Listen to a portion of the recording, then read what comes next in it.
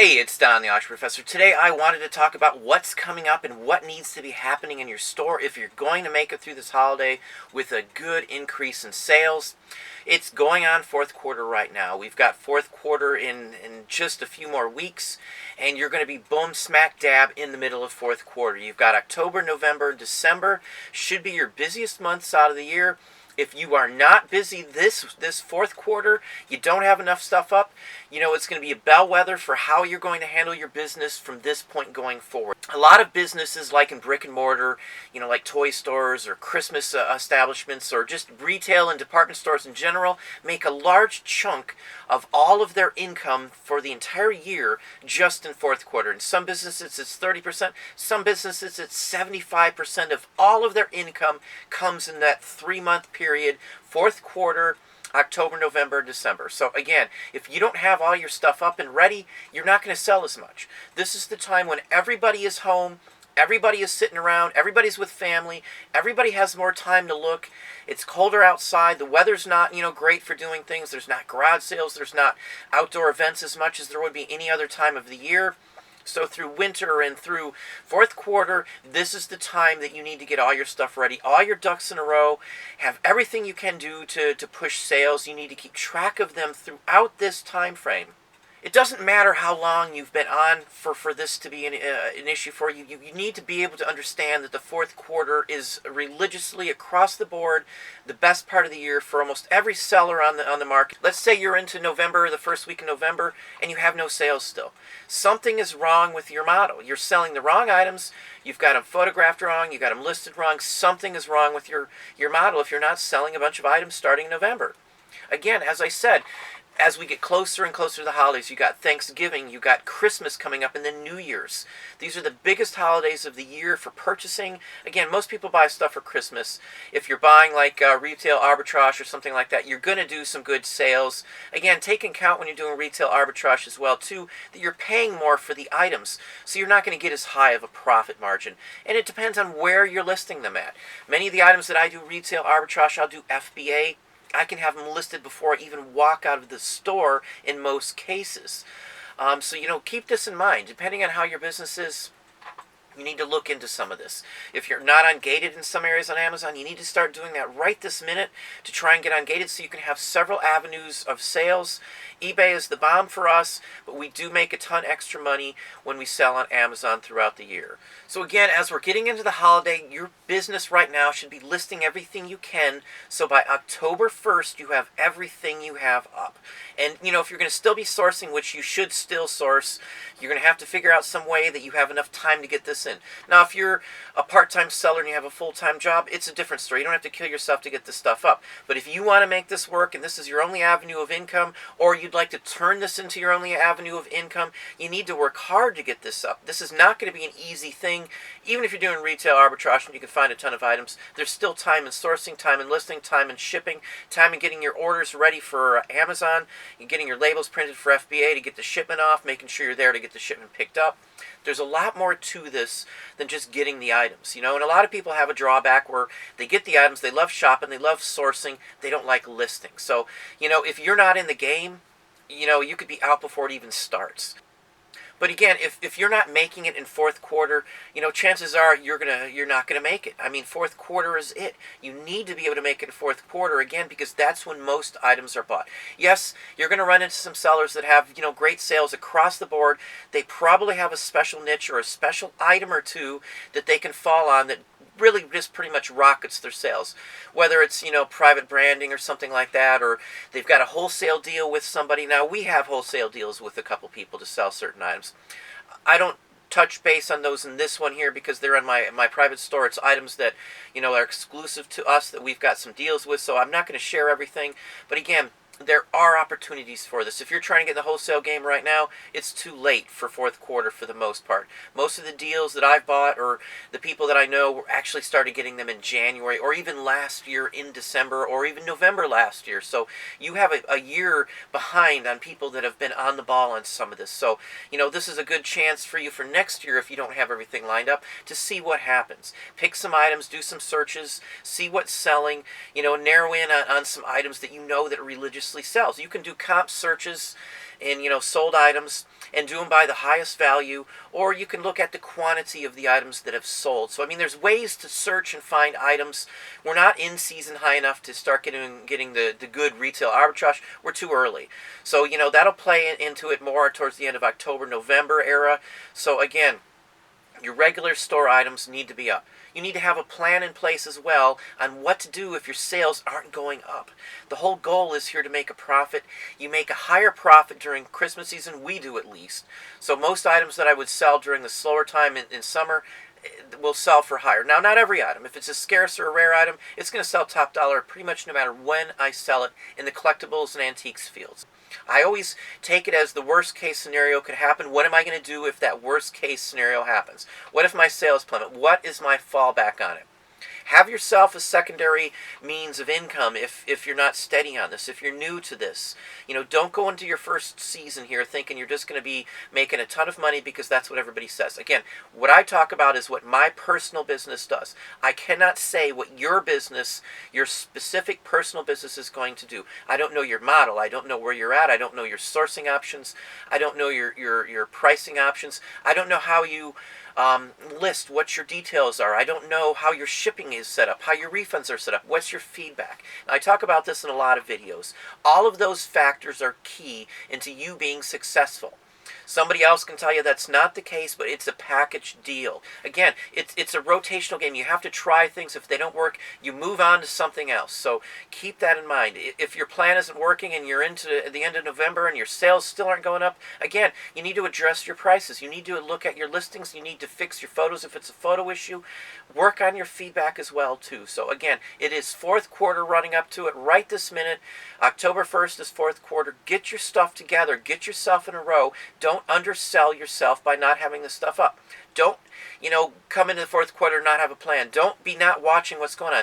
This is more important right now when you're going into the fourth quarter to track your sales. And again, I've talked about projections. I've got a video literally on projections. If you search through the playlist and type in projections as the search criteria on YouTube here, you're going to find the video. It shows you very simply how to keep track of your sales coming in day by day, hour by hour, and keep track of them. Your best benefit is to start tracking if you haven't done it before, and write these down on logbook, or keep an Excel spreadsheet, or some form of a spreadsheet, so you can keep track, so you know where you should be versus last year, the year before that. I've got almost 6 years of records from the day I went full-time till now, tracking all this. I know what time. I know what should be up, what time, how it should sell, from 6 years of information. This isn't just me throwing out numbers or making up something based on a quick Google search. This is actual hard facts, evidence based on actual sales. That's what's going to be key to you, not paying attention to your top 2 selling items, which is what eBay shows you year over last. That means nothing to me because our top selling categories can change. One month somebody could buy 50 items in a category, so boom, now my recent category does not match what my highest selling category was a year ago. Those figures are useless if they're only going in the top 2 categories. Again, you could sell a $1,000 item in one category that wasn't even listed there, and it throws off everything for you. So don't pay attention to that. Worry about your own numbers that you calculate. I say this too because it makes you invested in the material. It makes you invested in your business.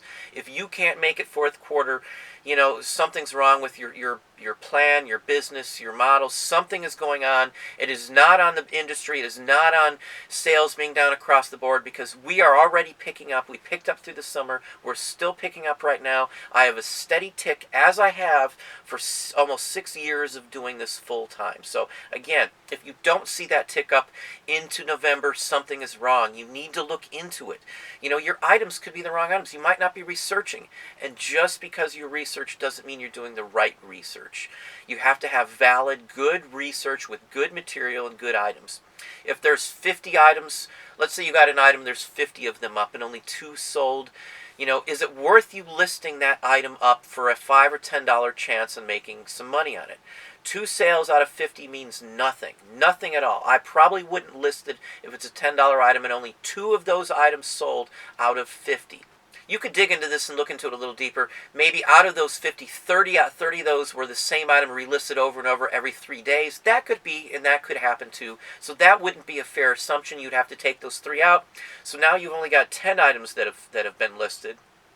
2 of them have sold. That's a 20% sell-through rate for that specific item. Again, I don't really worry about sell-through rate, but you need to look at it somewhat to realize what does sell and what doesn't sell. I'm not going to list something when most of the items did not sell and the odds are against me. Let's say 10 out of 100 items sold. It's just not a doable thing to sell. You're taking pot luck. Your time and energy and money would be better spent on something that half of them sell within the 3-month time that eBay does comp searchability. So again, fourth quarter, have your stuff in a row. Know what's going on. You know, this should be your passion right now to get this stuff going. You need the motivation. You need to know what's going on with your business, and that's why I say again, projections. Calculate it out. See where you're going. Check it day by day on a piece of paper or an Excel spreadsheet. It's the only way for us that this works.